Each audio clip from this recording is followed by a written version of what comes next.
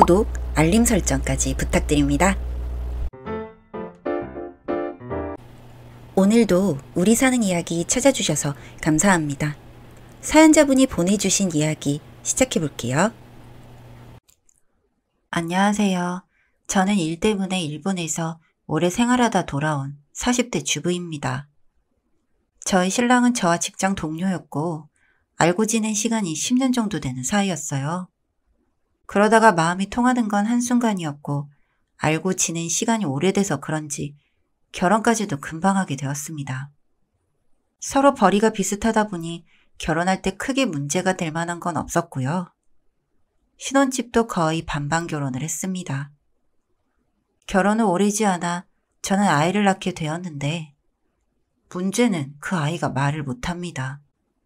처음에는 그냥 말이 느린 거라 생각을 했는데 말을 아예 하지 못하는 장애아였어요. 그래도 저에게는 너무 귀한 아들이었는데 신랑과 시댁의 눈에는 그게 아니었나 봅니다. 그날 이후 시댁에서는 아이가 말을 하지 못하는 걸 갖고 저에게 따지듯이 묻기도 했어요. 너 사실 무슨 문제 있었던 거 아니니? 어머님, 무슨 말씀을 그렇게 하세요? 아님, 애가 왜 말을 못해? 우리 아들 봐, 키 크지? 몸 건강하지? 근데 넌... 제가 또래 여자들에 비해 덩치가 큰 편이기는 합니다. 그래도 어떻게 그런 말을 할 수가 있을까요? 저는 시어머님의 그런 태도가 이해가 되지 않았고 그러다 보니 시댁과 다툼이 잦았어요. 신랑은 아무 말도 못하고 항상 가운데에서 허둥지둥하고 있었고요. 그러다 시누이도 아이를 낳았는데 시누이 아이는 여자아이이기도 하고 말도 참 예쁘게 잘하더라고요. 말을 하는 것도 확실히 빠르고 그때부터 시어머니는 대놓고 시누이와 저를 비교하는데 그것도 역시 체형에 대한 부분이었어요. 시누이는 굳이 따지자면 마른 편이었으니 제가 살이 쪄서 애가 저런 거라는 말도 안 되는 소리요. 나중에는 제가 살을 빼기도 했지만 그뿐이었죠. 이미 아이는 말을 못하는 아이로 낳아뒀으니 이제 와서 무슨 소용이냐고요. 정말 어느 장단에 맞춰야 할지 모르겠다 싶었습니다. 그러다 제가 외국으로 발령을 받아서 1년 정도 일본에서 생활을 하게 되었습니다. 말도 못하는 아이를 신랑의 손에만 맡기고 가려니 마음이 무겁기는 했지만 시어머니도 자주 와서 봐주신다고 하니 저도 출장을 갔어요. 신랑은 종종 아이의 사진과 함께 근황을 이야기해 주었습니다. 아이와 함께 아쿠아리움을 간 것, 아이를 데리고 맛있는 저녁을 먹으러 간 점 등등. 처음에는 제가 없어서 아이가 외롭지 않을까 걱정을 했는데 다행히 신랑이 잘 챙기고 있는 것 같아서 안심이 되었습니다. 처음 2달은 일이 바빠서 한국에 가지 못했고 제가 3번째 달에 한국에 들어갔을 때 공항에 아이와 아이 아빠가 마중을 나왔어요. 저희는 함께 식당에 들러 저녁을 먹고 집으로 들어갔는데 집이 인테리어가 바뀌어 있었습니다. 여보, 집이 왜 이래? 아, 좀 답답해 보여서 좀 바꿔봤는데 어때? 어? 좀 당황스럽네. 침대 옆에 협탁은 내가 아끼던 거잖아. 그래도 물건은 다 그대로 넣어뒀어. 그건 그런데 이렇게 집을 바꿀 거면 말 한마디 정도는 해줬어야지. 아, 미안해. 내가 이거 싸게 하느라 미리 말을 못했다. 원래 거의 흰색 톤이었던 집이 소파며 장롱이며 식탁까지 바뀌게 되면서 집의 분위기가 확 바뀌어 있었습니다. 그리고 오랜만에 본 저희 아들은 어쩐지 저를 조금은 낯설어하는 기분이 들어서 저는 가능한 함께 있는 동안 시간을 많이 보내려고 했어요. 그 무렵이 마침 아이의 생일이라 갖고 싶은 게 없냐고 물으니 새를 키우고 싶다고 했어요. 그래서 저는 출국을 하기 전에 친정엄마에게 부탁해서 새 한 마리를 사달라고 이야기를 해두고 다시 일본으로 떠났습니다. 그 이후로도 신랑이랑은 자주 통화를 했었고요. 아이의 소식도 잘 받아보고 있었습니다. 그리고 제가 일정보다 이틀 정도 빨리 한국에 들어오게 되었어요. 저는 혼자 케이크랑 이런저런 선물을 사서 기쁜 마음으로 집으로 들어갔는데 집에는 아이가 혼자 있었습니다. 그때가 밤 10시가 다 된 시간이었기 때문에 저는 신랑에게 바로 전화를 걸었어요. 여보, 지금 어디야? 나 집이지. 왜? 무슨 말이야. 내가 지금 집인데. 신랑은 잠시 말이 없더니 이내 잠깐 밖에 나왔다고 금방 집으로 들어갈 거라며 이야기를 했습니다. 저는 그런 신랑의 말을 듣고 알겠다며 기다렸고 아이는 오랜만에 본 저에게 안겨 있었어요. 그리고 아이의 방에 있는 앵무새 한 마리. 저는 망설이다. 안녕? 하고 인사를 했습니다. 그 순간 앵무새가 한 말은 흔히들 말하는 인사가 아니라 육두문자가 담긴 욕이었습니다. 전 화들짝 놀랐고 앵무새는 쉼없이 욕을 하다가 갑자기 여자 이름을 말하기 시작했습니다. 앵무새는 민정이, 자고 가, 그런 말 같은 걸 계속 반복했고 신랑이 문을 열고 들어오는 소리가 들리자 아이는 앵무새의 입을 마개로 막았습니다.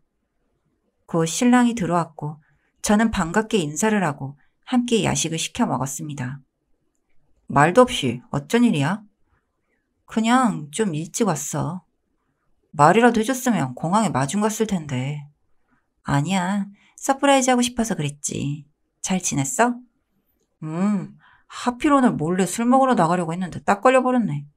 나 원래는 저녁으로 안 나가. 알지? 알지. 얼른 좀 먹어. 고기 다 식겠다. 저는 앵무새가 한 말이 신경이 쓰이긴 했지만 신랑에게 바로 말을 하는 건 아닌 것 같아서 그날은 그렇게 지나갔습니다. 며칠 뒤 저는 다시 앵무새의 입마개를 풀었고 욕을 하는 중에 그 대상이 저희 아이인 걸 알고는 옷 여기저기를 들춰보니 거의 다 빠져가는 먹자국이 있었어요. 그러면서 또 앵무새는 여자 이름을 이야기했습니다. 저는 어쩔 수 없이 신랑의 휴대폰을 찾아보았지만 어디에도 그 이름을 찾을 수 없었는데 저희 집 위에 올려져 있던 명함에 그 여자 이름이 찍혀 있었습니다. 이후 저는 신랑의 행적을 뒤쫓기 시작했어요. 위치 추적 어플을 깔아두고 주말이면 늘 없어지던 신랑의 위치를 파악하고 뒤를 쫓았습니다. 참 정직한 저희 신랑은 모텔에서 나오고 있었고 저는 그 사진들을 찍어뒀습니다.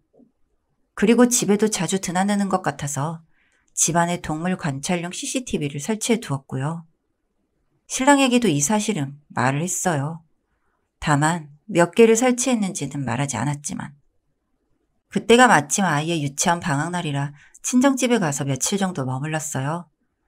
그리고 집으로 들어갔을 때 녹화된 영상에는 그 여자가 있었고 아들 방에 있던 앵무새의 입마개를 빼고 쪼이는 장면까지 다 녹화가 되었습니다. 앵무새는 한참을 그 여자를 쪼고 신랑을 쪼다가 높은 곳에 올라가 앉아 있었습니다. 저희가 집으로 들어갔을 때는 이미 그 여자는 도망가고 없는 상태였지만 확실한 증거가 있으니 그걸로 충분했어요. 앵무새 너무 사납다. 얘 버리면 안 돼? 안 돼. 앵무새가 싫으면 싫은 사람이 나가야지. 뭐? 갑자기 나보고 나가라는 거야? 그래, 내가 보기에 당신보다는 저 새가 훨씬 나은 것 같은데? 아무데나 똥오줌이나 싸는 저런 게 어디가 더 낫다는 거야. 쟤는 똥오줌만 아무데나 싸는데 당신은 뭐야? 애가 있는데 여자를 불러들여서 그러고 싶니? 뭐? 민지? 그 여자가 이거 가구 파는 거지? 아, 정말. 당신 호구짓 하는 거 알겠는데 그래도 집에 물건을 바꾸면 어떻게 해? 오해야. 그냥 가구 싸게 판다고 해서 만난 게 전부야. 아, 그래서 어제도 집에서 뒹군 거야? 저는 녹화된 영상을 보여줬어요. 신랑은 아무 말도 없더니 갑자기 버럭하며 이게 다 말 못하는 아이를 낳은 제 탓이라고 하더군요. 정말 어이가 없으려니. 저는 그런 신랑을 무시하고 이혼을 하기로 했습니다. 증거가 워낙 확실해서 위자료로 저는 살고 있던 집을 받게 되었고 신랑이 그 여자에게 산 가구는 모두 척불로 시댁으로 보내버렸네요. 아들은 여전히 말을 못하지만 곁에서 제잘거려주는 앵무새가 있어서 참 다행이라는 생각이 들어요. 이 새가 없었으면 저는 적어도 출장을 간 동안 신랑이 아이를 학대하고 집에 여자까지 끌어들인 걸 어떻게 알았겠어요. 시댁도 적반하장으로 다 제 잘못이라고 하는데 어쩜 사람들이 이렇게 못되기만 한 건지. 제 입사한 회사 동료가 이미 회사에도 소문을 다 내놔서 신랑은 얼굴도 못 뜨고 다녀요. 그리고 그 바람을 앵무새한테 들킨 게 좀 웃기기도 하고요. 저는 이제 과거는 잊고 저희 아이와 둘이 잘 살아볼 겁니다. 말 못해도 바른 아이로 크는 게 더 중요하니까요. 사연은 여기까지였고요. 우리 사는 이야기 시청해주셔서 감사합니다.